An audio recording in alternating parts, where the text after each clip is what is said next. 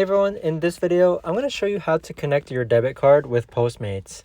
So this video is going to be particularly useful for individuals. Let's say that you've recently just signed up for Postmates, or maybe you've lost your debit card and need to reconnect your old one, or reconnect your new one. Either way guys, this video is going to be short, sweet, and simple. There's not going to be a lot of steps involved. Now the first thing that we're going to do is that we're going to click on our Postmates account here. And then from here, you want to click on account on the bottom right hand corner.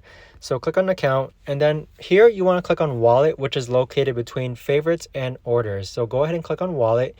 It's located on the upper hand side. And then from here, you want to scroll down to where it says add payment method. So click on add payment method, and then towards the bottom, you're going to see this button called credit or debit card. So go ahead and click on credit or debit card. And here you would actually just go ahead, click on the card number, enter your expiration date, CVV, country code, or zip code. So with that being said, guys, this right here is the best and easiest way that I know of to actually go ahead and connect your debit card with Postmates.